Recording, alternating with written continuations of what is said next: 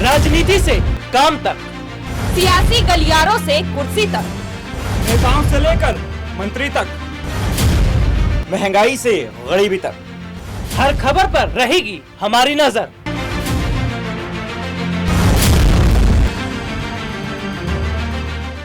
नमस्कार, मैं हूं राहुल शर्मा। आप देख रहे हैं SPN 9 न्यूज़। स्वागत है आप सभी का हमारे इस खास प्रोग्राम में। प्रोग्राम की शुरुआत हम करेंगे महाराष्ट्र से। महाराष्ट्र में ठाकरे वर्सेस ठाकरे देखने को मिल रहा है। महाराष्ट्र में राज ठाकरे वर्सेस उद्धव ठाकरे होता नजर आ रहा है। राज ठाकरे ने अभी हाल ही में बयान दिया था कि मस्जिद से लाउड स्पीकर हट जाना चाहिए, लेकिन राज ठाकरे ने आखिरकार ये क्यों कहा कि अब मंदिरों से भी लाउड स्पीकर हटना चाहिए? सवाल ये कि क्या राज ठाकरे मुसलमानों से डर गए? सवाल ये कि क्या मुस्लिम नेताओं के बड़े बयान को देखकर राज ठाकरे ने अपने कदम पीछे खींच लिए? जी हाँ, तमाम मुद्दों पर आज बात करेंगे। इसके साथ ही बात ये भी करेंगे कि राज ठाकरे के अयोध्या जाने से यूपी का माहौल क्या कहेगा, यूपी को लेकर कितनी बड़ी सुरक्षा व्यवस्था योगी आदित्यनाथ ने बनाई है, और अयोध्या जाने से पहले या अयोध्या जाने के बाद देश भर में क्या इसका असर देखने को मिलेगा। दरअसल राज ठाकरे ने जिस तरह का ऐलान किया था कि 4 तारीख को मस्जिद से लाउड स्पीकर हटा कर रहेंगे, हालांकि मस्जिद से लाउड स्पीकर हटा तो नहीं, लेकिन राज ठाकरे ने अपनी नरम रुख दिखाकर ये बता दिया कि सीधे सीधे तौर पर जो बयान उन्होंने दिया है, उस बयान पर उनका यू टर्न, यानी कि वो पीछे पछड़ते नजर आ रहे हैं। तो सीधे तौर पर मुसलमानों से पंगा लेकर राज ठाकरे फंस गए हैं। ऐसे में महाराष्ट्र में उद्धव सरकार जिस तरह से लगातार ताबड़तोड़ तरीके से एक्शन ले रही है, इसके साथ ही ये भी देखा गया कि अभी हाल ही में कई MNS कार्यकर्ताओं को पकड़ा गया, धरपकड़ जारी थी। और सबसे बड़ी बात है कि शिवसेना प्रमुख उद्धव ठाकरे या महाराष्ट्र के मुख्यमंत्री उद्धव ठाकरे, जिन्होंने कसम खा ली है कि अगर महाराष्ट्र में दंगा भड़काने की कोशिश की तो किसी को बख्शा नहीं जाएगा, चाहे वो राज ठाकरे हों या MNS के कार्यकर्ता।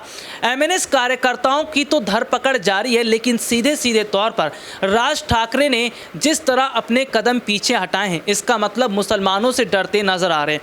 हाल ही में मुस्लिम नेताओं की तरफ से कई बड़े बयान सामने आए थे, जिसमें सीधे तौर पर देखने को मिला कि मुस्लिम नेताओं ने यह कहा था कि अगर राज ठाकरे जिस भाषा में बात करते हैं उसी भाषा में जवाब दिया जाएगा, यानी कि ईंट का जवाब पत्थर से दिया जाएगा। शफीकुर रहमान हो या फिर दिल्ली के जामा मस्जिद के शाही इमाम हो, इमाम बुखारी हो, या फिर आजम खान या फिर असदुद्दीन ओवैसी, तमाम ऐसे नेताओं की तरफ से अभी हाल ही में बयान सामने आया था, जिसमें सीधे तौर पर देखने को मिला कि उन्होंने भी राज ठाकरे को चुनौती दी थी। सवाल ये बनता है कि राज ठाकरे कौन होते हैं ये कहने वाले कि इस तारीख को या इस तारीख के ही दिन मस्जिद से लाउड स्पीकर हटना चाहिए। सवाल ये भी बनता है कि राज ठाकरे कौन होते हैं ये कहने वाले कि कौन क्या पहनेगा या क्या कौन खाएगा। सीधे तौर पर देश का एक संविधान है, देश को चलाने के लिए संविधान बनाया गया है, उस संविधान के अनुरूप देश चल रहा है। और राज ठाकरे ने जो बयान दिया है उनके बयान की निंदा चारों तरफ होती नजर आ रही है।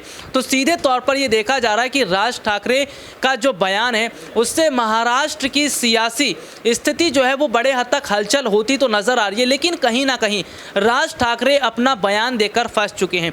देखिए, राज ठाकरे को दिक्कत लाउड स्पीकर से है, लेकिन सवाल ये है कि क्या राज ठाकरे ने कभी डीजे पर डांस नहीं किया होगा? क्या राज ठाकरे ने अपने घर पर कभी म्यूजिक सिस्टम नहीं बजाया होगा? क्या राज ठाकरे गाना नहीं सुनते? राज ठाकरे क्या किसी पार्टी शादी समारोह में नहीं गए होंगे? गए होंगे भाई, जाहिर सी बात है, इंसान है, इंसान पार्टी भी करता है, नाश्ता भी है, और जाहिर सी तौर पर वो गाता और बजाता भी है, यहाँ पर देखने को मिला। लेकिन राज ठाकरे जिस तरह से देखा जा रहा है कि उन्होंने सीधे तौर पर लाउड स्पीकर को लेकर बात की, मस्जिद को लेकर बात की, इसका सीधा मतलब है कि वाकई जिस तरह के हालात अभी दिखाई दे रहे हैं वो सीधे तौर पर राज ठाकरे हिंदू वर्सेस मुसलमान करके महाराष्ट्र में सत्ता हथियाने की कोशिश कर रहे हैं। जी हाँ, सत्ता का खेल जो शुरू हुआ है वो सेंट्रल से शुरू हुआ है, यानी कि केंद्र से शुरू हुआ है। केंद्र सरकार जो है नवनीत राणा पर नवनीत राणा के कंधे पर बंदूक रखकर चला रही है, राज ठाकरे के कंधे पर बंदूक रखकर चला रही है। और सीधे सीधे तौर पर ये देखा जा रहा है कि सेंट्रल बहुत बड़े हद तक कामयाब होती नजर आ रही है, लेकिन उद्धव ठाकरे को हर बात की भनक है। उद्धव ठाकरे ये बात जानते हैं कि उन्हें महाराष्ट्र को हैंडल कैसे करना है, कैसे राज ठाकरे को हैंडल करना है। देखिए, जिस तरह 4 तारीख का अल्टीमेटम राज ठाकरे ने दिया था और उस दिन महाराष्ट्र में ऐसा कुछ होता नजर नहीं आया जिस तरह से बहुत पहले आशंका जताई जा रही थी। इसका सीधा मतलब ये है कि राज ठाकरे जो हैं वो कहीं ना कहीं अब उद्धव सरकार से डरते नजर आ रहे हैं, क्योंकि उद्धव ठाकरे ने अभी तक राज ठाकरे के खिलाफ जो है वो नरमी से काम किया, अभी तक उन्होंने नरमी का रुख दिखाया। लेकिन जैसा कि उन्होंने देखा कि राज ठाकरे का लगातार भड़काऊ बयान देखने को मिल रहा है, राज ठाकरे लगातार इस तरह की बातें कर रहे हैं जिससे जो हेट स्पीच वाली बात होती है वो कर रहे हैं, जिससे माहौल ख़राब हो सकता है।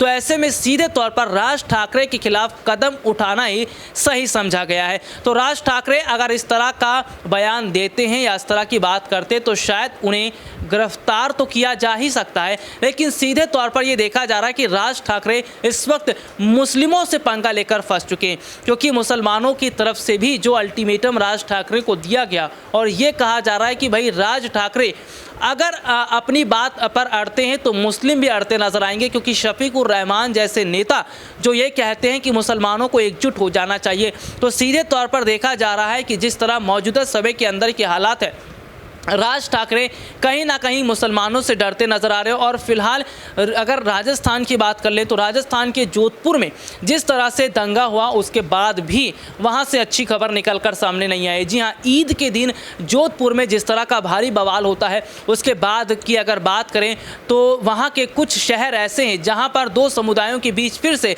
झड़प देखने को मिलती है, जिसमें आगजनी जैसी घटनाएं सामने आती हैं। हालांकि गहलोत सरकार पर भी सवाल खड़े हो रहे हैं। सवाल ये कि गहलोत सरकार आखिरकार नरमी क्यों बरत रही है, गहलोत सरकार आखिरकार क्यों जो है अपराधियों को गिरफ्तार नहीं कर रही। तो सीधे तौर पर देखा जा रहा है कि शुरुआत महाराष्ट्र से होती है। ऐसे में सवाल ये बन रहा है कि क्या राज ठाकरे को माफ़ी नहीं मांगनी चाहिए, राज ठाकरे ने जो बयान दिया क्या उनके बयान पर कदम नहीं उठाया जाना चाहिए। उद्धव ठाकरे जो महाराष्ट्र के मुख्यमंत्री हैं उन्होंने नवनीत राणा के खिलाफ तो कदम उठाया, उनके खिलाफ एक्शन तो लिया, लेकिन वजह क्या है कि राज ठाकरे के खिलाफ कदम नहीं उठाया गया।